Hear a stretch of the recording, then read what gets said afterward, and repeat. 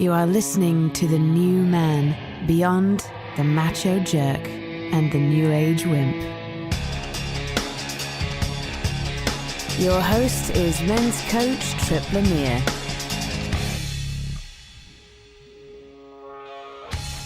Do you depend on fear and self-criticism to get motivated? Does it seem like no matter how much progress you make, you still feel anxious, tired, or under pressure? And is success really just a strategy to outrun the things that scare you or make you uncomfortable? Today, I'm talking with Craig Revord. He's a coaching client that I've been working with for the last 2 years. In this conversation, we're going to talk about how he's learning to find power, face major fears, and get off the hamster wheel, all while growing his business. The thing that when I think about our work together, I think about one of the first calls we had. You contacted me because you wanted to grow, you wanted to transition professionally. You wanted to move from being a therapist into being a coach, a professional coach. And it wasn't long before we got into really discussing your stance, right? Like really understanding your power in the world. Do you remember that conversation? Absolutely. What do you remember about that? What looking back through the lens 2 years later, what was that? Because it was about 2 years ago. So what was that conversation? Yeah, I think where I was coming from and what you sort of helped me bottom line was a lot of the choices I was looking to make or to create, or we're really coming from a place of lacking. And from a place of, having to do, maybe I need to do this or that in order to be okay or to become this. Can you get specific, like what it was in your world, the lacking, what felt like was lacking? I think an ability to create a coaching practice that was exciting, to have a lifestyle that was really, generative, to be respected by my peers. I think those were a few pieces that stand out. To feel empowered in my marriage, in terms of how I'm showing up and how I'm being perceived by my partner. Those things felt like they were maybe lacking or not quite where I needed them or wanted them to be. And I think there's a sort of a feeling of there's a frustration there around things that weren't really where I wanted them to be. And obviously, underneath that, there's a desire to want to shift those things. But I think the motivation was coming from a place of, I got to be better. I got to be more. I got to reach this bar, or, have this or have that. And I think, you had said it, I was talking about all these shadow workshops and, I got to do this or more of that. And, you said something to the effect of, well, what if you just stopped and lived your fucking life? What would that be like? Well, I think I remember your life was like this constant ongoing project. That's what I remember was. Precisely. And that really, I didn't know whether to like hang up the phone on you or like, actually it was an email. But it really stopped me dead in my tracks. And I think that moment became a sort of a pivotal piece of work throughout, especially the next year. Well, why was that? Why was that confronting for you when I said when I challenged you to just start living your life? What about that put you on your heels? I guess it was the question of, well, first of all, it was just confusing. I was like, well, what does he mean? Like, what does that mean?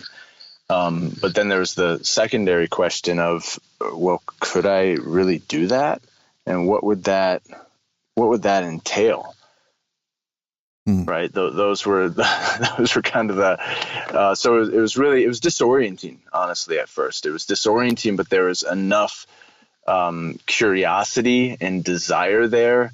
I guess underneath your question or inquiry, I felt a possibility of just sort of less striving and more being, or less sort of reaching and grasping, and more allowing, and just finding okayness in who I am and trusting.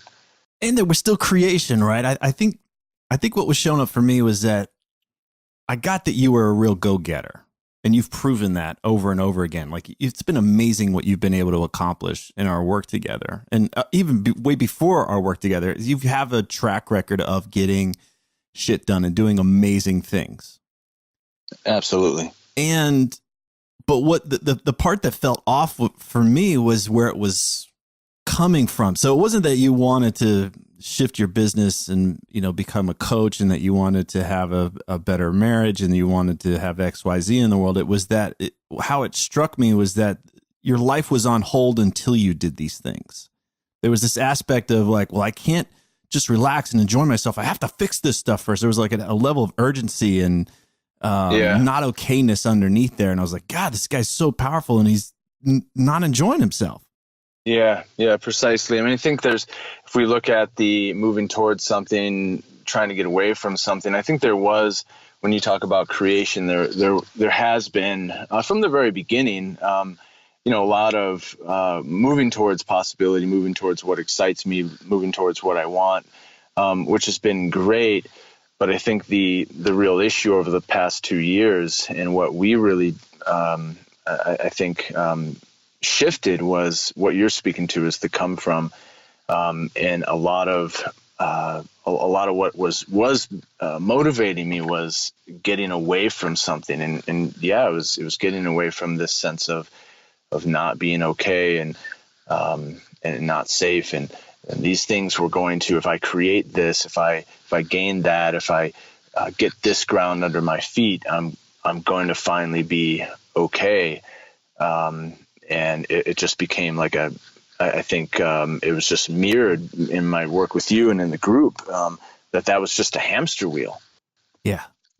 Yeah. You would show up on the call and report that you made 5 figures that month, and then be like, and everything's falling apart kind of thing. It was like this back and forth of, I'm doing what I set out to do and I'm still not okay. And after a while, I don't know what helped you start to see that it wasn't the circumstances that were driving your sense of okayness. Yes, there's a certain amount of money we got to make to support the lifestyle, and et cetera, et cetera. But there seemed to be a turning point where you started to get that it wasn't completely external, that the thing outside of us, the money or the status or the accomplishment, was once we crossed that finish line, then we were going to finally feel that sense of relief and comfort and safety and certainty.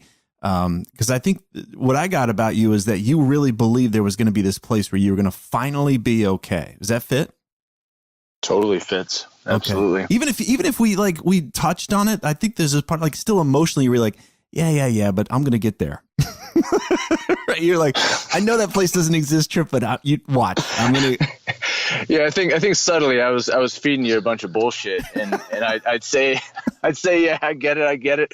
I'd give you this sort of glazed over look, but I think I really just needed to be cooked, because with all the success, I mean, like you're saying, I was having 20, 30K months, time after time after time, and creating this success, sealing this, closing that gap, and I guess the big piece that became clear was that the internal state wasn't really changing, in addition to some other things happening in life. And I was up against a lot.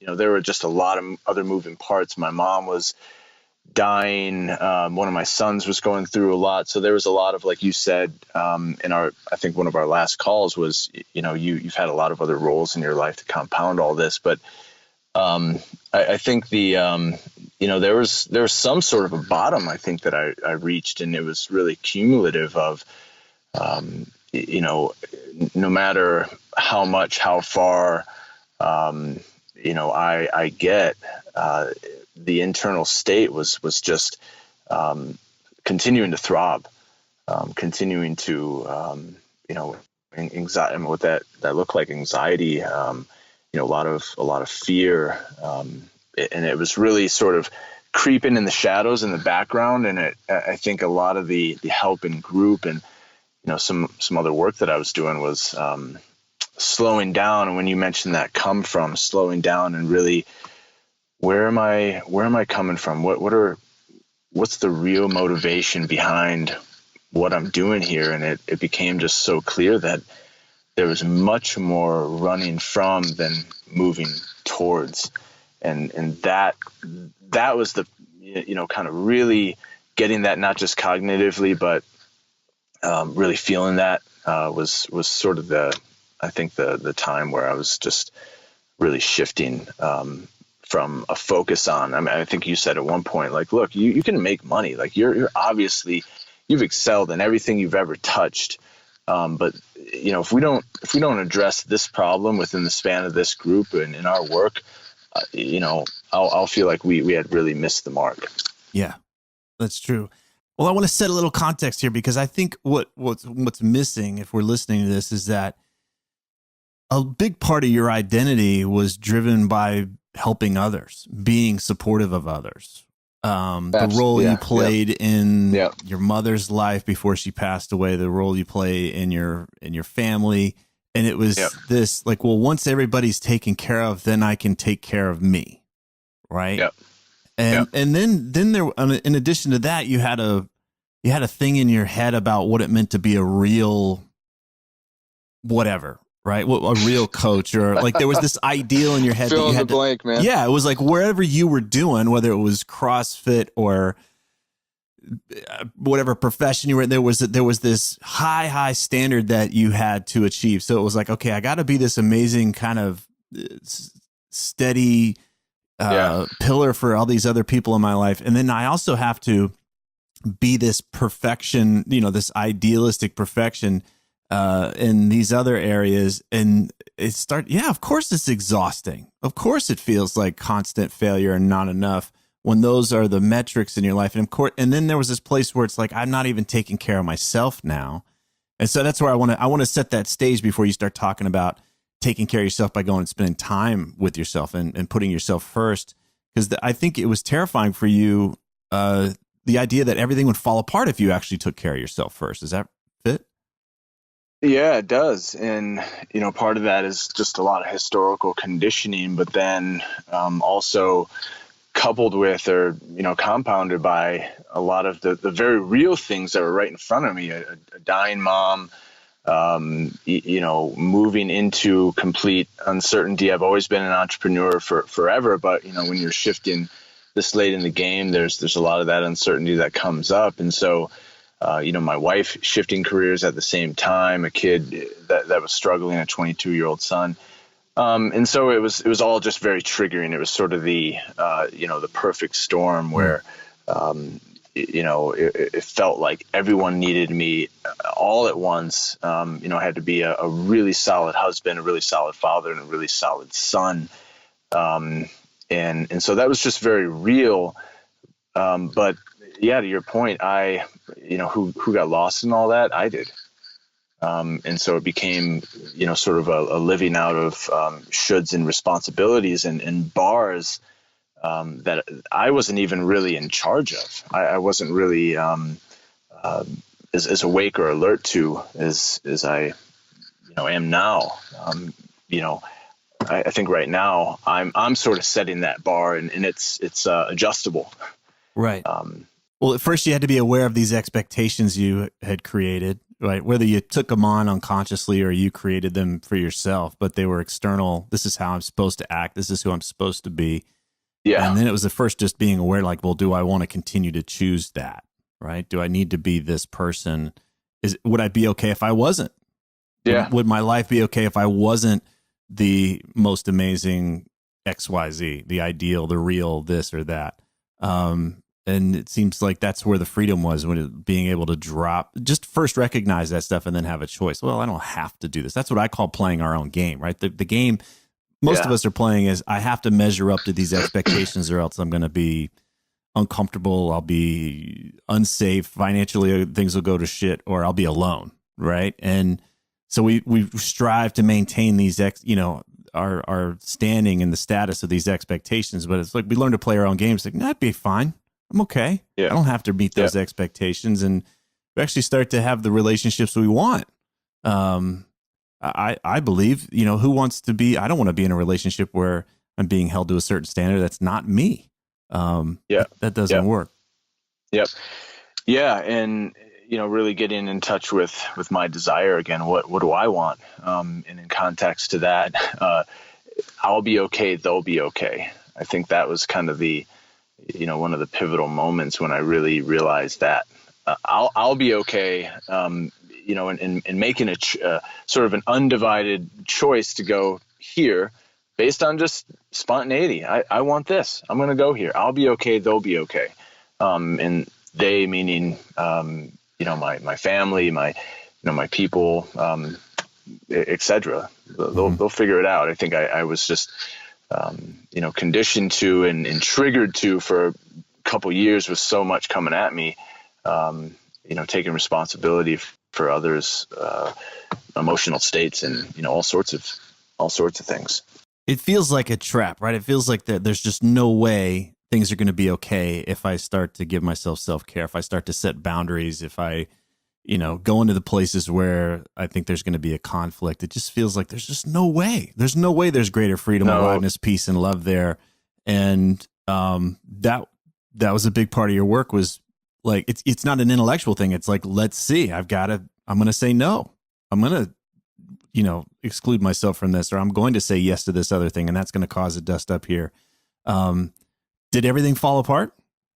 Nothing fell apart. In fact, everything got better. I would say in order for me to, we went through, I don't know how many groups, intellectually running the numbers, intellectually looking at, every logistical thing that you can in life, and everything is fine. But emotionally, that wasn't adding up at all to me. Yeah, I want to underline that, right? Like on one level, you had all of the data, right? Hey, everything in my life is on track and everything's fine, but your emotional state was like the fire alarm's going off. Something's not okay. Yeah.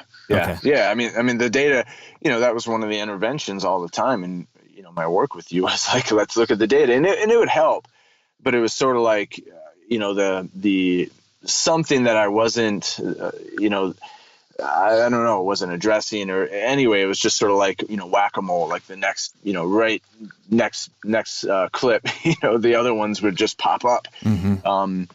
But, so there was sort of a emotional confrontation that I was already having. I think that's the thing. I was already kind of baking this. Like I was saying, like, one of my primary practices just became going into the woods here, outside Boulder, Colorado, and sitting by myself and confronting that stuff. It just became that much more magnified. And I had to really work to make peace with that feeling.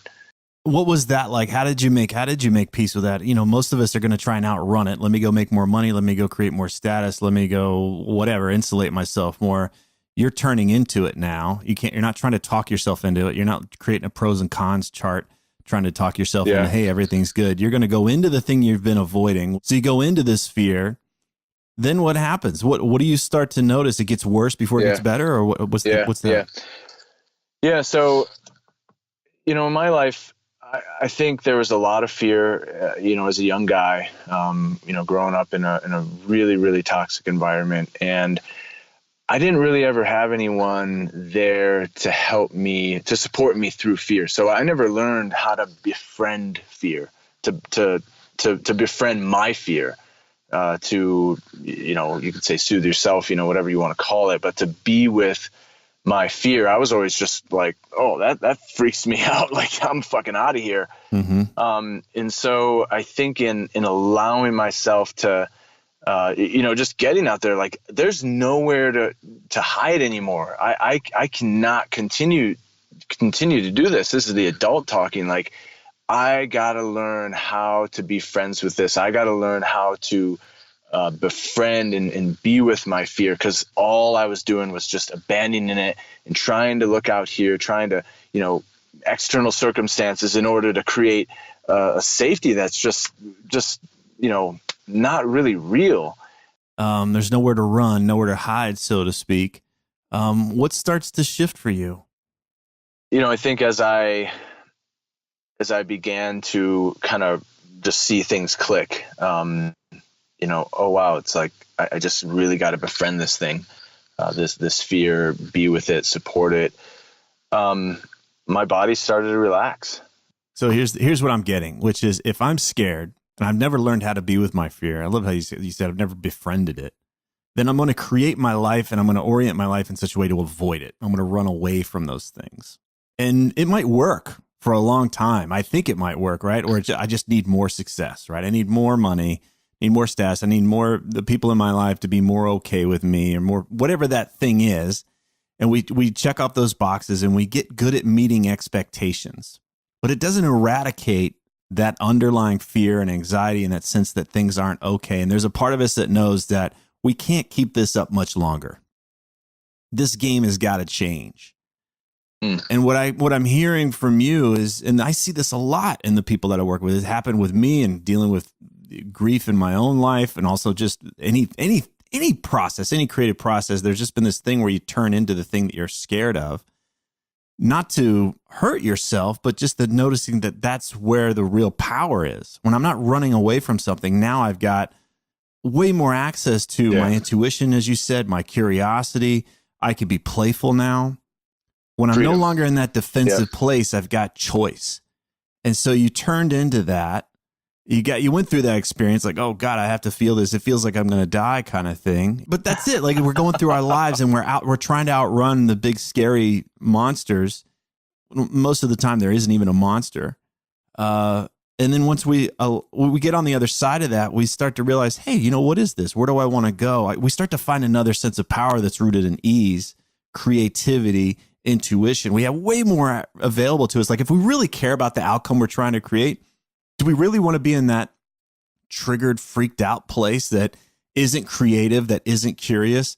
Or do we want to be in that place that says, hey, I want to see all kinds of options. I want to be able to entertain all kinds of possibilities here. I think that's, and a lot of times, like we were afraid to give up our fear. We're afraid to give up that part of us that is fixated on all the bad things because we think that's the thing that makes us sharper and stronger. But if it's not there, then what? Right. Who am I if I'm not scared? I think that's the voice of fear, right? It's like, it's this bully in our heads. It's like, if there was some guy that actually lived outside of us that called us a pussy all day and said, you can't do that, or else you're not a real man, or you didn't, blah, blah, blah. At some point we have to beat this guy's ass, right? Like we have to kick him to the curb, but we're so conditioned to this thing. It's like, no, like I'm a wimp if I don't have this voice, right? Something's going to go bad if I don't have this thing berating me and diminishing me and pushing me down. So this real power, this playing your own game is on the other side of going through this fear. It's not romantic. It's not fun. It's messy. It's not linear. It's not predictable. But I love that you described it in terms of, hey, this is where I found my intuition and my spontaneity and my creativity. Because you're rooted in your okayness. Hey, I'm going to be fine. Yep. Now I can afford to be curious about what's happening here instead of, oh my God, what do I got to do to outrun this monster? Precisely. And it was where I was coming from, to wrap it, back to the beginning of this call. It's like the come from really, really shifted. I don't think that it was some sort of miracle and everything's fixed. I mean, I think a work like this is a constant process. And there was like I said, I think there was a threshold that I was just, butting up against, and, finally something shifted here, and then the wall broke. And I do feel like I'm very much on the other side of that, into more freedom, more ease, with a lot of how I'm living and how I'm walking and the choices that I'm making, and the sort of sovereignty and just less divided overall with my choices. I want to underline a few things in there, which is this isn't intellectual, right? Just because we read it in a book or we listen to it on a podcast or whatever, like somehow that means we've integrated it. Because it had been an intellectual exercise for you for years. Years. It's an emotional experience. It's something we have to learn in ourselves.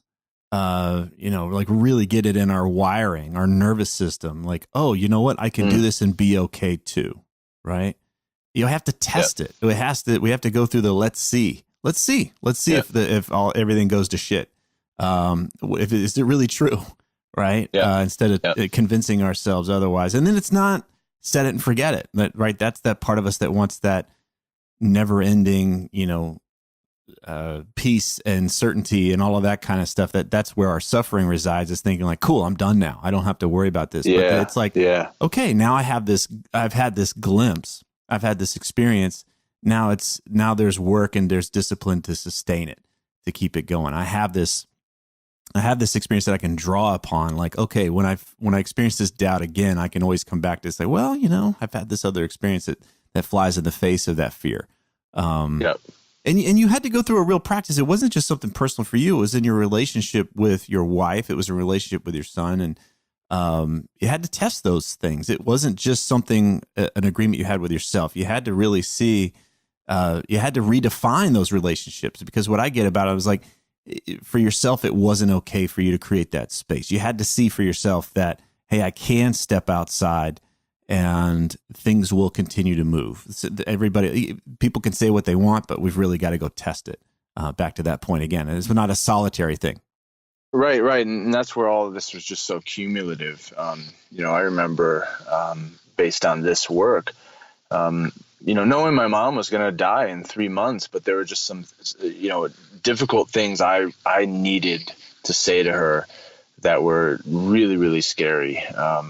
And having that conversation, right? Having all loads of, difficult conversations and, doing the scary thing that I'm, actively trying to run away from, and making that a cumulative practice. And I think, in my practice with people, I don't ever really, I think it's tempting to sort of rely on the peak experience or the miracle or the whatever. I mean, those are all good and great, but I think it's really the sustained action and focus over time that leads to real change. Yeah, the amateur in us, the child in us wants things to be done and fixed and set it and forget it. But the pro or the adult looks at it and says, "Okay, cool. Let's use this. We're going to integrate this, and it'll become part of the path as we go forward." But I think that those peak experiences, they can really set us on the right track. I don't want to diminish anything about it. I just want to make sure we don't get stuck in some expectation that some weekend workshop or one weekend away or a week out in the wilderness is going to fix us. That's not how it works. No way. It's that ongoing, consistent practice, creating a container for ourselves to be at our best and to be challenged and to have our blind spots called out and that kind of thing. And then, okay, what are you going to do week after week in service of that, instead of getting better at meeting expectations or getting better at running away from our fears? We can hire coaches to do that shit, right? And that's what I didn't want to help you. I didn't want to help you get better at meeting expectations or running away from your fears. That's why I sent that shot across your bow 2 years ago. Was it? I'm just not interested. And I could see where you'd be really good at it, but that wasn't why I would ever want to work with you. And that's that was where it kind of stopped me dead in my tracks. What I really appreciate is it could have been easier work for you to just let me sort of go, and continue down the hamster wheel route, and make more money and create more security, so to speak, and do the same thing that I've been doing for a while. But I think the harder work for you as a coach and what you did for me was continue to bring me into what you felt I was avoiding, and I know it wasn't easy. So I really appreciate all of it. It's really set me up for a whole different come from. Yeah. And I that's awesome. That's great to hear. And it was a both and. It's not like, I got broke over the last 2 years. It's not like I didn't go broke over the last 2 years. It's like, no, you built your business and all this stuff happened. That's the cool part. Yeah. It wasn't a reaction. It was just a choice. I was just, I'm just going to work with what I have in front of me I'm going to enjoy, and this wasn't, I mean, this was intuitive. Like I felt it. I just wanted to be with my family, be with my guys, hang out. And I had a record breaking month, my biggest month in the last 2 years. Right. I didn't lift a finger. Seemingly, right? But you'd done a lot of work up to then. I don't want to create any magic bullshit here, but you had. No magic. You had, I mean, it seems magical, but if we look at it, you had done a lot of work and you put a lot of things in place. Precisely. And I think to create that, of course. Yeah. But that piece there around like, I don't have to strive or motivate myself with fear in order to have quote success. Right. I think that's the big lesson is like, we don't have to terrify ourselves or we don't have to beat the shit out of ourselves in order to have what we want in our lives. Right. It's like, if we know that peace is the end game, but we don't have to rob ourselves of that peace now. Yeah. Right. If self-love is the end game, we don't have to put a knife in our back now. Right. It's like, so how do we become, how are we allies to ourselves now? How do we nurture and create greater peace now as we move forward? And that fear in us is like, it creates that either or scenario. Oh, well, if I enjoy myself, if I have greater peace and ease, then everything's going to go to shit. Everything's going to fall apart. And you've shown that that's not the case. Yeah. It's a huge piece of evidence. Yeah. If these interviews are helping you, then please visit The New Man on iTunes and leave us a positive review so others can discover the show more easily. Thanks for listening.